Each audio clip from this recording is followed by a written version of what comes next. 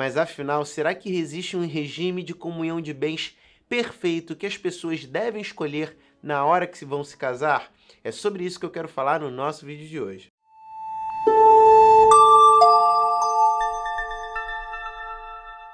Bom, pessoal, meu nome é Felipe Cardoso, eu sou advogado, entre uma das minhas especialidades é o direito de família e é justamente sobre ele que nós vamos falar nesse nosso vídeo de hoje. Muitas pessoas acabam me perguntando, doutor, qual é o regime de bens adequado, o regime de bens perfeito para que eu possa adotar no meu casamento? Eu quero adotar o melhor que tem. Bom, e a gente não tem uma resposta exata como a matemática para esse tipo de pergunta. Isso porque quando a gente fala de regime de bens, isso vai ter que ser levado em consideração ali para quem for adequar o critério de vida que ela quer levar, a situação financeira dela, muitas vezes também a questão dos valores morais que ela tem. Então, para cada pessoa, um regime de bens vai se mostrar mais adequado do que para outra. O seu colega que casou ano passado pode não ter uma vida que se adeque a um regime de bens que seja o mesmo que você. Aquele seu colega que se divorciou também não. Para cada situação, é necessário investigar, analisar para ver o que melhor se enquadra para vocês, né? Já que a gente está falando aqui de um casal que vai constituir ali um matrimônio e vai precisar adotar um regime de bens de comunhão para esse casamento. E aqui nesse vídeo eu quero focar nos 3 principais regimes que a gente encontra, sendo o primeiro talvez aí o mais defasado, o que a gente menos tenha visto nos últimos anos, que é o da comunhão total de bens. Muito conhecido antigamente, né? As pessoas se casavam e aí o que é meu é seu, o que era meu passa a ser seu e o que era seu também passa a ser meu. O que eu herdei passa a ser seu e vice-versa. Então, quando a gente fala de um regime de comunhão total de bens, todo o patrimônio que a pessoa tinha antes mesmo de se casar passa a pertencer ao casal. E, eventualmente, num caso de separação, a gente tem esse bem sendo dividido, esses bens, né, sendo divididos ali para os dois. E bens aqui a gente pode falar de bens móveis, como carros, motos, bicicleta. A gente pode falar de bens imóveis, como casas. E outros bens também que seriam móveis, a gente pode citar aqui até mesmo itens do lar. Geladeira, fogão, tudo vai se dividir. Conta bancária também. Então é muito importante a gente ter em mente que o regime da comunhão total universal de bens era um regime que era adotado quase que como padrão antigamente, que hoje caiu muito em desuso, né? As pessoas dificilmente casam por esse regime, inclusive se a gente pode eleger um regime padrão que a nossa legislação adota, não é esse.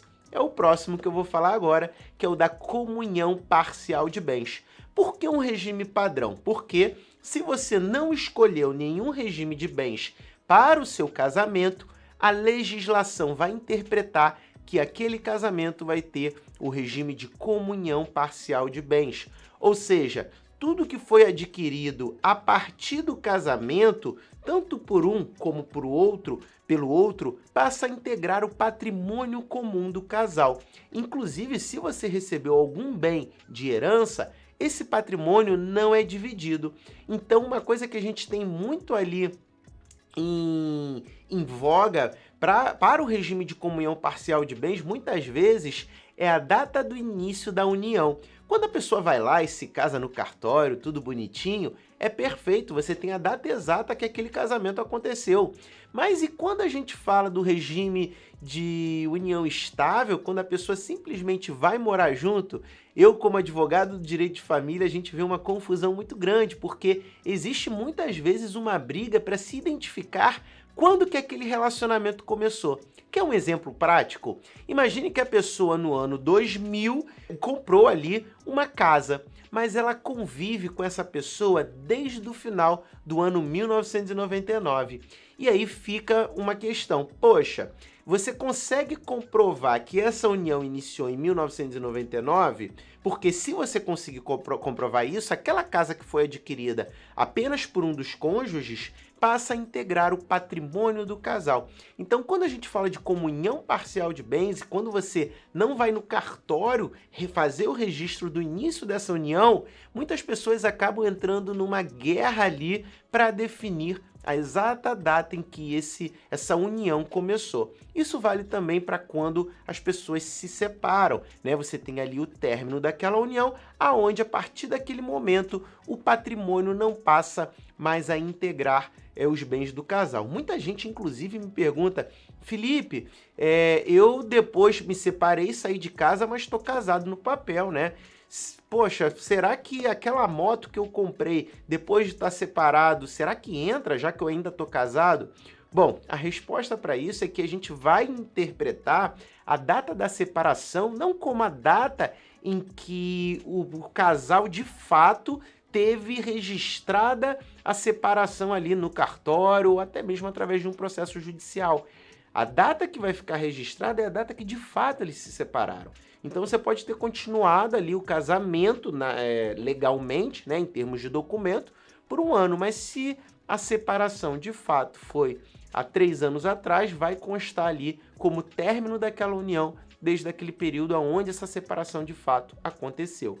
E o terceiro regime, pessoal, que a gente tem é o da separação total de bens.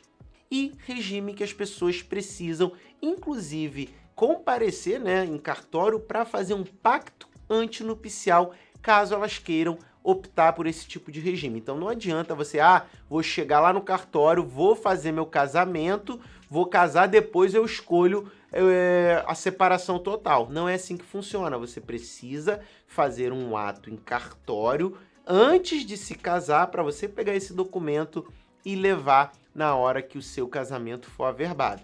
Então a gente tem esses principais regimes de bem e você pode nessa hora estar se perguntando qual seria o melhor para você. Afinal, esse é o tema aqui da nossa conversa. E eu disse que a gente não tem como definir um regime ideal, um regime perfeito para todo mundo. Isso porque vai depender muito, por exemplo, do projeto de vida que você quer ter com seu companheiro, com a sua companheira. E vida, eu digo, não só a vida amorosa, a vida familiar, mas a própria vida financeira. Muitas pessoas, né, me perguntam: Felipe, me dá sua opinião, pelo menos. O que você considera justo ou injusto em termos de separação total ou então de comunhão parcial de bens? E eu posso dar minha opinião em relação a isso. Quando eu vejo um casal que os dois ganham ali sua renda, os dois são independentes financeiramente, né? Um pode ganhar mais do que o outro, eu não vejo problema nenhum em eles adotarem um regime da comunhão parcial de bens ou até mesmo da separação total, né? Afinal, cada um tem a sua própria independência financeira. Agora imagine uma situação que já aconteceu aqui no escritório. A pessoa chegou e falou: olha, eu trabalho, tenho minha independência financeira, ele também, e ele ganha até mais do que eu, mas a proposta dele é que eu passe a tomar conta da casa, da unidade familiar, para ter mais tempo para educar os filhos, e eu vou abandonar, vou sair do meu emprego e ele vai passar a sustentar a casa financeiramente. Afinal, a pessoa está abrindo mão da carreira dela para fazer algo que é de grande importância, que é cuidar da casa, cuidar da unidade familiar de uma forma mais presencial, mais presente ali, né? Então, nesse tipo de situação, a gente recomenda que seja o da comunhão parcial de bens, sim, por que não? Afinal, uma pessoa está focada em fazer o desenvolvimento da unidade familiar, do lar, da casa, e o outro está cuidando do aspecto financeiro daquela família. E nada mais justo, né, que se essa pessoa que está dentro ali do aspecto financeiro passa a ter uma progressão de carreira, passa a adquirir bens luxuosos, inclusive, que isso seja dividido para o casal posteriormente, né? Mesmo que a outra pessoa não tenha contribuído financeiramente. Porque sim, ao contrário do que muita gente pensa, existe de fato uma contribuição da pessoa que fica cuidando do lar. Afinal, será que a outra pessoa que está ganhando dinheiro, conseguiria ganhar o dinheiro que ela está ganhando se não tivesse a tranquilidade de ter alguém cuidando da unidade familiar? E são essas questões, são esses pensamentos que a gente precisa ter para cada caso específico. Eu citei aqui 2 exemplos, mas que pode não se adequar ao seu exemplo de vida. Isso vai até mesmo de como você quer projetar a tua vida amorosa. Muita gente, por uma questão até mesmo ideológica ou de escolha própria, ela simplesmente quer adotar um regime até mesmo da comunhão universal de bens.